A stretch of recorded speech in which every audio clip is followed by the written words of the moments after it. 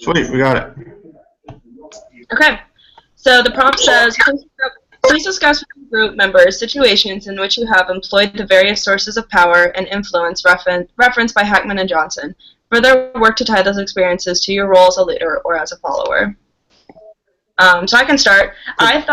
So right now, I'm leading and managing a team of 5, and we're planning this event called Double Palooza. And we're kind of having a hard time with our ticket numbers right now. And so one thing that I tried to do to get my team more motivated to get more people to sign up to go to the event is I followed like reward power. And it's funny because I read this after doing this. But in our meeting on Monday, I told them, okay, like the first person to get 10 people to sign up for a ticket, I'll buy them Starbucks at our next meeting. The first person to get 25, you get a Chipotle gift card or whatever you want.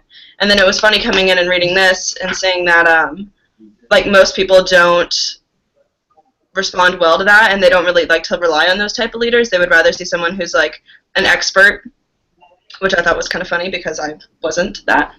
So that's definitely one thing that I found interesting, is that reading that people don't really respond as well to incentives as they do just someone knowing what they're supposed to be doing, which I can totally understand because I know I'm that way. Like I would just rather someone be very knowledgeable in their field than like try to give me benefits of me doing my job, which I should be doing anyways. Oh, yeah. Very cool. Yeah, that's cool. So for me, I think a lot of times I use like expert power.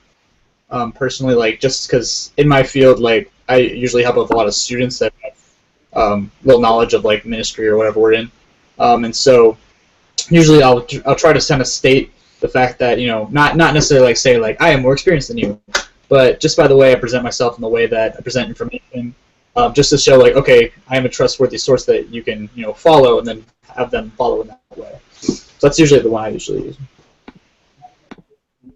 What about you guys? I agree. I think I'm the same way too. I think that expert power is like something that you would probably follow the most, but I think if you're not like, if your boss isn't an expert, then reward power is probably the second best. I had a boss that was like not the smartest, but he had little incentives here and there that like got us to do our work. I mean, we were going to do it anyways, but it's just like helpful just going into it like that. Yeah. It's nice to have something that you can work towards, or have somebody that appreciates all your hard work, or right, what have you, or that you can and it's like you're in the job doing it anyways, so it's like, I don't know, it's nice sometimes. Oh yeah, nice to have lunch. Like my boss got me lunch the other day. It's just out of the blue, but it's nice every once in a while. Yeah. Very cool. Yeah. So like you mentioned, like a strategy you use is to reward them. Like you use the Starbucks example. So like, what about you guys? What are some examples of like?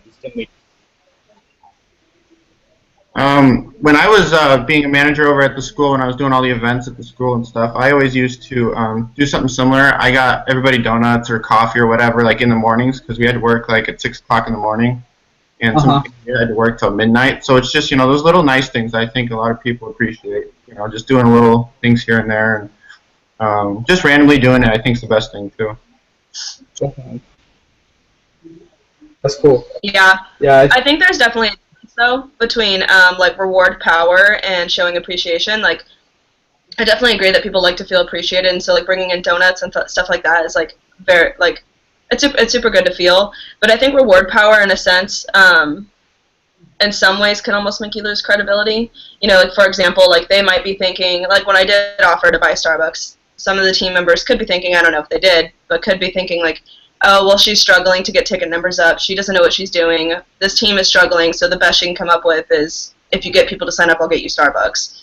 Not that everyone feels that way, but I just thought it was interesting to like go on and like later read to see that like people don't really rely on that kind of power, and people don't really respond well. I think though that like definitely showing appreciation is important, because people still, like, even if you're getting paid to do a job or whatever it is, you still need to feel like your work is appreciated in order to like maintain a happy workplace. But that was something that I found interesting. Agreed. Like reading about that, I thought that reward power, like reading from the beginning, I thought that it was probably the best, but then reading more into it, I could see how your credibility gets lost because of what you were saying about the Starbucks thing, and I don't think everyone looks at it that way, but there's like a nice balance.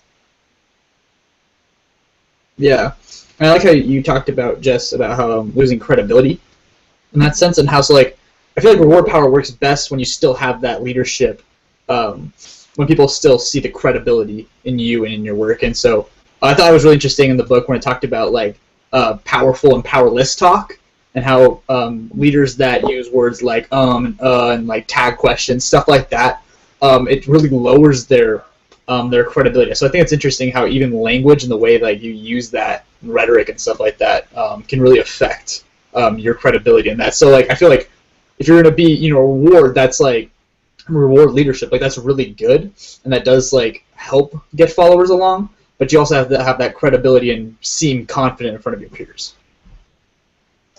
Agreed. Yeah, absolutely. I think it's funny too how with that powerful and powerless talk, it's as simple as changing your question from like, do you know what I mean, to being, do you understand? I think it's something as simple as that really like shows a different kind of presence in the leader.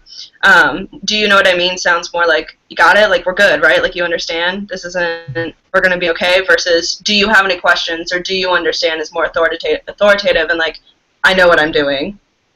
Yeah. Agreed. I think like probably just depending on if you're like a professional leader or just a like leader in like say like a sports team or something like that, then it just depends on what kind of talk that you're going to use. Mm-hmm. Yeah, definitely. Definitely. Anything else, you need confidence too, and that brings in the whole, when you talk about the ums and whatnot, you got to be confident about what you're doing. Yeah. I agree. I think a lot of those things kind of subliminally happen or subconsciously happen, like when you're less confident. They're kind of a result of that. Right. Another thing I found interesting too is on my team I have an event logistics coordinator, and this person knows like everything up and down about ASU and how the event system works and like what we're legally allowed to do, what we're not allowed to do, all the different forms. And I don't know that. I'm pretty new to this whole thing, so I almost view him, even though like I'm technically considered like the director and he's underneath me, I definitely consider him someone that has like information power or expert power, because I go to him for so many different things, and like I even have questions for him sometimes about what the event should look like, even though it's like technically my event. So I think it's interesting too how leaders don't always necessarily need to be like one person who has all these different power traits, but like everyone in the team can have something different that they bring to the table and can be a leader and be powerful in their own way. Yeah, I definitely. agree with that. Very cool. Yeah, I think it's also important as a leader. Like in the book in chapter 6 talks about defending your position and when you're attacking positions, just like an argument in general. I think it's very important because as a leader, you're going to be challenged on certain things. People are not only your peers are going to like look to you for guidance or maybe like try to critique you, but I heard a quote the other day was like the people if you sit on a saddle, like you're going to get shot. So the people like in World War, not World War, but like back then when they rode on horses for war, the people that were sitting on the horses were generally the people in charge. And so if you saw that person, that's the person you're aiming at. And so the point was kind of just like, if you're going to raise yourself to a point of leadership and that people can see, you're going to be critiqued, you're going to be attacked at. So I thought it was important that the book like talked about how to defend issues, like when people attack you, how to look for logical fallacies in our arguments, just so it'll help you. Because if peers are looking at you and people are attacking that, it gives you so much more credibility when you can defend your poise, you can defend your status, your position on something effectively.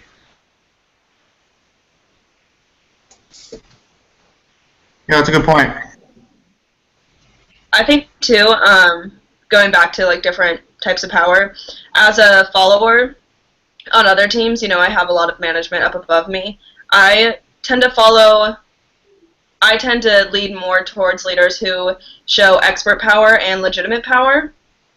And it said here that like, people don't really like to rely on people who use legitimate power, but I definitely do. I think it's one of those things that, especially being a student, like having an advisor tell you like, yeah, it's okay to do this, and like having the upper authority to like they have the title, so it's okay by them, definitely like means a lot to me. I mean, I want them to know what they're saying, obviously, and like be an expert in that field, and not just telling me to go do something when it's something I'm not supposed to be doing. But those are two things. Those are probably the two powers that I respond to the best within like this little list. So what did you guys think? Like when you are a follower on a team, what type of leaders do you like to see, and like what type of powers do you like them to use? I think depending on like if I care about what I'm following, I would probably go for expert or legitimate. But if I really like, if it's just like a side job or I really don't care that much about it, then reward power I would just go for, I think. Yeah. But if it like has something to do with my future, like, or it's an internship or something, then I would definitely respect expert power, definitely more. Yeah. Yeah, I think expert power is big for me. I just am like I like to learn a lot, and so like I just like to ask questions a lot. So when I know somebody that's like more experienced in the field, the best way I find myself as a follower is just asking them questions all the time. And so I usually go to the people that are experts in the field and know what they're doing. Well, and that's a big part of the expert power too, is the experience. Without the experience, it's kind of hard to be an expert in anything you do. Yeah. No matter what it is, anything. Yeah, definitely. So that would be one of the ones I think I'd use the most as well. Expert.